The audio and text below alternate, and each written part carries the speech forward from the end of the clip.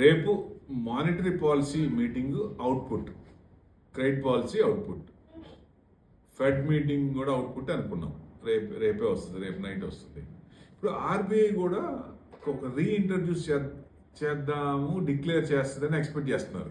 ఎట్లా అంటే ఎఫ్సిఎన్ఆర్, foreign deposits ఉంటాయి కదా, ఎఫ్సిఎన్ఆర్బి డిపాజిట్స్కి వాళ్ళ దగ్గర నుంచి డబ్బులు ఇక్కడికి వచ్చేటప్పుడు డైవర్ట్ చేసుకోవడానికి, ఇండియాలో ఇన్వెస్ట్మెంట్ చేయడానికి ఎక్కువ ఇంట్రెస్ట్ పే చేస్తారు. ఇది 2013లో ట్యాపర్ ట్యాంట్రమ్ వచ్చినప్పుడు కూడా గవర్నమెంట్ ఏం చేసింది, ఇంట్రెస్ట్ రేట్లు వాళ్ళకి ఎక్కువ ఇస్తే ఆ డబ్బులన్నీ ఇటు డైవర్ట్ చేశారు. $30 బిలియన్ వచ్చింది. ఇప్పుడు కూడా రేపు కూడా డిక్లేర్ చేయొచ్చు. అంటే ఎన్ఆర్ఐస్, ఎఫ్ఐఐస్నేమో వదిలేసాం,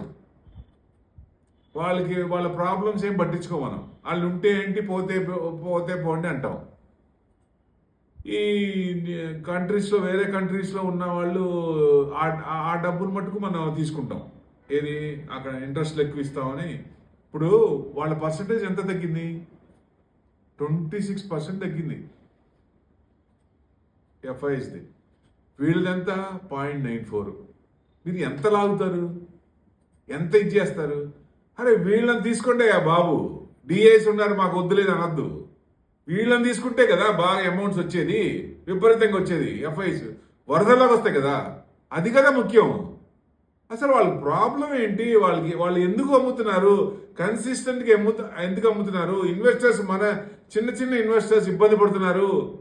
అరే small cap, mid cap bleeding, కన్సిస్టెంట్గా పడిపోతున్నాయి. ఇలా పడకూడదు, ఎకానమీ దెబ్బతింటుంది.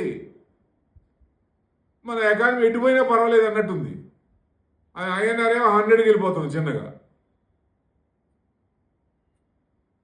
అది ఎక్స్పోర్ట్స్ పెంచుకోవాలంటారు, అదంటారు, ఇదంటారు. ఏదైనా కానీ ఇప్పుడు తగ్గాల్సినవి పెరుగుతున్నాయి. అసలు దాన్ని పట్టించుకోరేంటి? దాన్ని పట్టించుకోవాలి కదా. ఆర్బీఐ క్యాలిక్యులేషన్ చేయాలి, దాని అనుగుణంగా స్టెప్లు వేయాలి, దాన్ని తగ్గించాలి. దాన్ని వదిలేసినట్టుంది. ఇప్పుడు చిన్నగా ఏదో స్టెప్స్ వేసామనిపిస్తుంది కానీ తగ్గట్లేదు. సో ఇప్పుడేమో మెయిన్ వాళ్ళు వెళ్ళిపోతుంటే చిన్న వాళ్ళేమో ఎఫ్సిఎన్ఆర్ వాళ్ళని తీసుకొని 0.92% తగ్గిన వాళ్ళ పర్సంటేజ్ తీసుకొని వాళ్ళని తీసుకోవాలి, అక్కడి నుంచి డిపాజిట్ రావాలి. ఓకే, వెల్ అండ్ గుడ్ తీసుకోవాలి. వీళ్ళ పరిస్థితి ఏంటి, ఎఫ్ఐఎస్ పరిస్థితి ఏంటి? వాళ్ళని ఎందుకు వద్దనుకుంటున్నావు, ఎందుకు కాదనుకుంటున్నావు? వాళ్ళ ఫ్లో వస్తే ఎక్కువ వస్తుంది కదా, ఇన్వెస్టర్ అందరూ పుష్కలంగా ఉంటారు. మెయిన్ అది. అంటే incentive for non resident India deposits వాళ్ళందరికీ రేపు ఒక తీపి వార్త రావచ్చు, శుభవార్త రావచ్చు.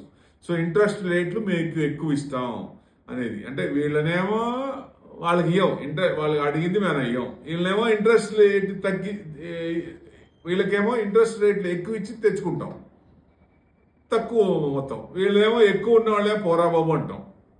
ఇది పరిస్థితి. వాళ్ళు కూడా పట్టించుకోవాలి కదా. జనరల్గా యూఏఈలో 40% ఉంది ఎఫ్సిఐఎన్ఆర్ డిపాజిట్స్. అంటే యునైటెడ్ అరబ్ ఎమిరేట్స్ మెయిన్ వాళ్ళయే ఉన్నాయి, మన దగ్గర 40% ఉన్నాయి. సో అంటే నోటబుల్ కాన్సన్ట్రేషన్ గల్ఫ్ రీజియన్లో మనకి ఒక ఇది ఉంది, ఎక్కువ పర్సంటేజ్ అంటే 40% దాకా మన దగ్గర డిపాజిట్ ఉన్నాయి. ఎన్ఆర్ఐ ఏమో 26%. ఏప్రిల్ 25 నుంచి జనవరి 26 దాకా ఎన్ఆర్ఐది $14.35 బిలియన్, 26% తగ్గింది. ఎఫ్సిఎన్ఆర్ ఏమో $0.94 బిలియన్ తగ్గింది. అండ్ ఎంత ఫరక్ ఉంది చూడండి, ఏప్రిల్ 25 నుంచి జనవరి 26 దాకా. అంటే RBI it has to do engineering. ఎట్టి పరిస్థితుల్లో చేయాలి, స్టెప్స్ వేయాలి, అనుగుణంగా మోర్ సస్టైనబుల్ ఇది తీసుకుని రావాలి, ఇన్ఫ్లో రావాలి. ఆ ఇన్ఫ్లో రావడానికి అంటే కొంచెం ఎక్కువ అంటే ప్రికాషన్స్ ఎక్కువ తీసుకోవాలి. ఇన్ఫ్లో రావాలి, ఇన్ఫ్లో వద్దనుకుంటున్నాం. అందుకే మార్కెట్ ఒక రకంగా కన్సిస్టెంట్గా అమ్ముతూనే ఉన్నారు వాళ్ళు. దాదాపుగా చూసుకుంటే మీరు బాగా అమ్మేశారు, 1.5 hours 2 hours ట్రాక్ రికార్డ్ చూసుకుంటే బాగా అమ్మేశారు. అంటే మెయిన్ అది కదా, వాళ్ళు వస్తే కొంచెం బాగుంటుంది. వాళ్ళకి ఏం కావాలో ఇస్తే వాళ్ళని మాట్లాడి దాని అనుగుణంగా ముందుకెళ్తే మంచిది. అది ఎంత త్వరగా అయితే అంత మంచిది. నేను అనుకుంటే ఇవన్నీ కూడా యుద్ధాలు, ఆయిల్ది అన్ని న్యూస్ కూడా సప్రెస్ అయిపోయి అన్నీ కూడా ఒకేసారి వస్తే మార్కెట్ కూడా బాగా పెరుగుద్దేమో ఆశగా ఉంది.